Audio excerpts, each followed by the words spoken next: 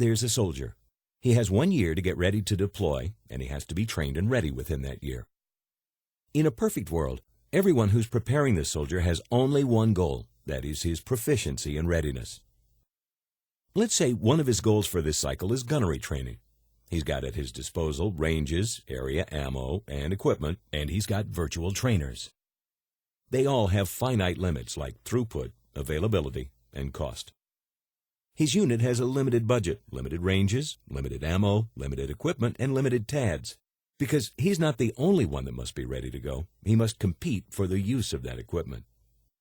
So let's take a look at one of the most cost-effective tools by which to train: virtual training equipment. In a perfect world, he and all his buddies would have the right type of training equipment, the right quantity, they'd be at the right location, and there'd be plenty of them. But this is not a perfect world. There are never enough trainers, may not be the right kind, or in the right location. Why? So let's examine this issue. A soldier has a target of 1 year to train to proficiency. It's a finite target. He aims and shoots, but realizes that he must first look to find a system upon which to be trained. TRADOC is responsible for defining, updating, and publishing the training standard for the soldier. He aims to meet the soldier's finite 1-year deadline. But he misses because he must first go to the DAG-3 for the funding and POSTRI for acquisition, which means at best it can take more than 2 years for that new standard to be designed and published into equipment. Now, for that requirement to become an approved training event or system, it must first be funded and moved through the DA Training Program Evaluation Group. They take aim at the requirements, and they use money and the acquisition process to hit the soldier's training target, but they miss, and the trainer is 2.5 to 5 years late. By then, it may not be the right type, the right quantity, in the right location, or may not have relevant capability. Quite frankly, it will most likely be antiquated by the time it's built. The POM process is at minimum a 5-year cycle.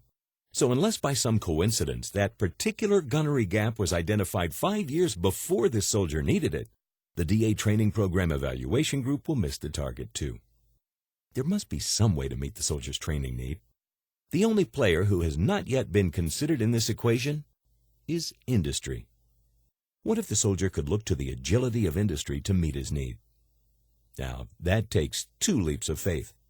The first leap is that the soldier knows what right looks like. He and his chain of command understand what he needs to meet proficiency standards, how much time that should take, and how much that could cost. Leap number 2 is that industry knows how to get that training technology to the warfighter. For over 30 years, industry has been producing ever-improving solutions to train the soldier for readiness. They know how to do it on a budget, on time, and deploy it to the warfighter at the right location. So what would it take for industry to be able to meet that 1-year goal? A new paradigm would develop that realigns roles to optimize timely delivery of effective training capabilities. Instead of TRADOC being buried in piles of complex requirements documents defining something that won't be available for 3 years, they would call on industry to bring forth solutions that are available today and assess them against TRADOC standards.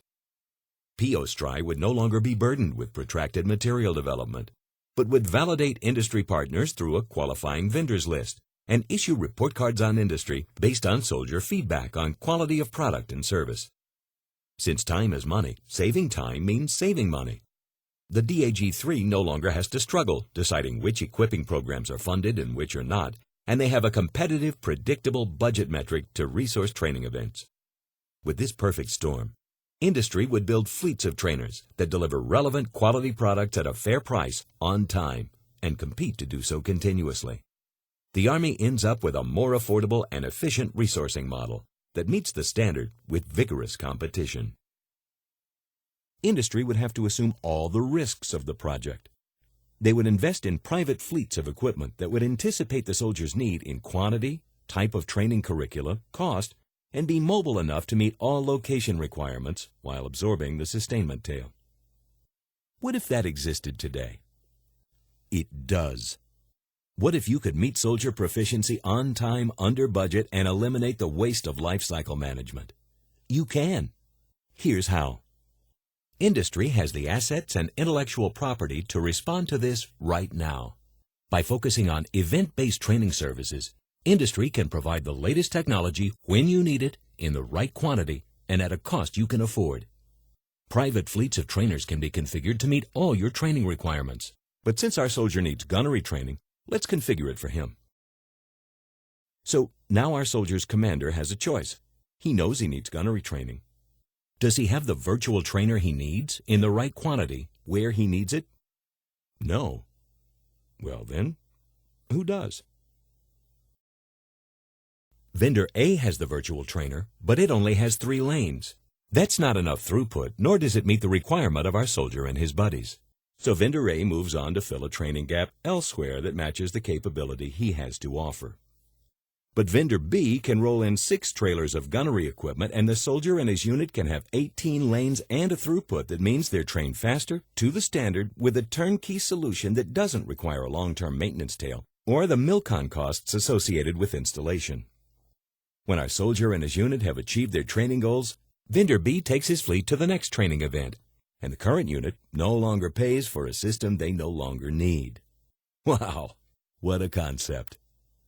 Now, you may ask, what would motivate industry to take on all this risk?